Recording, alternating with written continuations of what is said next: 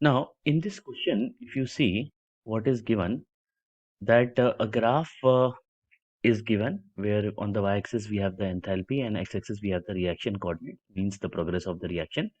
How is the energy changing? ठीक है? Now consider the given plot of enthalpy for the given reaction A plus B going to C plus D. Identify the incorrect statement. तो पहला statement देखो कि बोल रहे हैं कि D is kinetically stable product. तो यहाँ पे एक रिएक्शन ये मानो कि A plus B going to C और दूसरा जो है वो है A plus B going to D. ठीक है? स्टेबिलिटी जो होती है ऑफ द प्रोडक्ट ये दो टाइप की होती है, राइट? एक होता है काइनेटिकली स्टेबल, ठीक है, काइनेटिकली स्टेबल प्रोडक्ट, और दूसरा जो होता है वो होता है thermodynamically stable product, thermodynamically stable product, ठीक है। और ये किस पे डिपेंड करता है कि काइनेटिकली स्टेबल मतलब जल्दी से बन जाए, राइट? तो इसका मतलब क्या होगा, काइनेटिक स्टेबल प्रोडक्ट ये वो वाला पाथ पे होगा जहां पे एक्टिवेशन एनर्जी जो है वो कम है, तो वो काइनेटिकली स्टेबल प्रोडक्ट, ठीक है।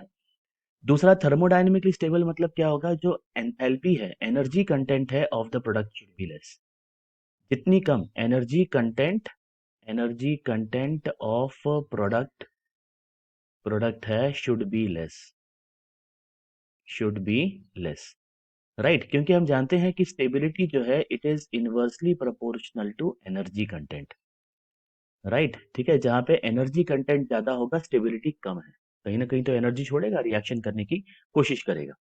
तो ये दो चीज आपको ध्यान रखनी है, काइनेटिकली स्टेबल, थर्मोडायनेमिकली स्टेबल। अब जरा देखते हैं, अब ए से लेके बी तक जाओगे, मतलब अगर ये रिएक्टेंट है और डी हमारा प्रोडक्ट है, तो यहाँ से ए से लेके ए प्लस बी से डी तक जा रहे हो, तो इसमें जो एक्टिवेशन एनर्जी का बैरियर जो आपको दिख रहा है दैट इज दिस मच, कितना है 15 माइनस 5 मतलब 10, राइट? अगर आप ए से सी तक जाओ, मतलब ए प्लस बी रिएक्टेंट है और सी हमारा प्रोडक्ट है, तो एक्टिवेशन एनर्जी का बैरियर इस तरफ कितना दिख रहा है, वो है 20 minus 5 which is equal to 15।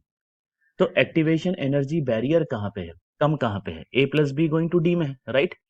तो A plus B going to D का जो activation energy barrier, let's call this as 2, this is 10 kilo joules per mole, और जो A plus B going to C है उसका एक्टिवेशन एनर्जी बैरियर जो है वो है 15। तो काइनेटिकली स्टेबल कौन सा होगा, जहां पे एक्टिवेशन एनर्जी बैरियर कम है, तो मतलब ये स्टेटमेंट हमारा करेक्ट है, this is a correct statement, therefore it will not be part of the, ठीक है। फिर देखिए, फिर अगला क्वेश्चन क्या बोला है यहाँ पे, अगला जो स्टेटमेंट है वो क्या बोला है, formation of A and B from C has the highest enthalpy. तो देखो, अगर पूरे ग्राफ में देख लो, अगर ये बोल रहे हैं कि सी प्लस बी ये हमारा रिएक्टेंट होता और ए प्लस बी हमारा प्रोडक्ट है, तो कैसे करते, you would have gone like this, ठीक है ना, यहाँ से यहाँ तक है ना। तो इसका मतलब इस वाले केस में जो एक्टिवेशन एनर्जी का बैरियर है वो एक्सट्रीम्स में है, ग्राफ हमारा 0 से 20 के बीच में, और ये 20 है और ये 0 है, तो यही हमारा सबसे हाईएस्ट पीक हो सकता है। तो ये हाईएस्ट एक्टिवेशन एंथैल्पी का बैरियर यहीं पे होगा, राइट? हमको कैसे देखना है, C going to A plus B, है ना, सी यहाँ पे रिएक्टेंट है, क्वेश्चन में क्या लिखा है, formation of A plus B from C, तो ये कितना है, ये है ऑलमोस्ट 20, और 20 ज्यादा गैप तो कहीं पे भी नहीं हो सकता, तो मतलब ये स्टेटमेंट भी हमारा करेक्ट है, therefore not part of the answer. अब C is thermodynamically stable product, अगर कहीं पे भी अगर A plus B going to D बोले तो उसकी एनर्जी कितनी है 10 किलो जूल्स पर मोल, सी की एनर्जी कितनी है 0, तो जहां पे लेस एनर्जी कंटेंट सबसे कम होता है वो थर्मोडायनेमिकली स्टेबल होता है, ठीक है ना। सो ये भी हमारा करेक्ट स्टेटमेंट है which is not part of the answer.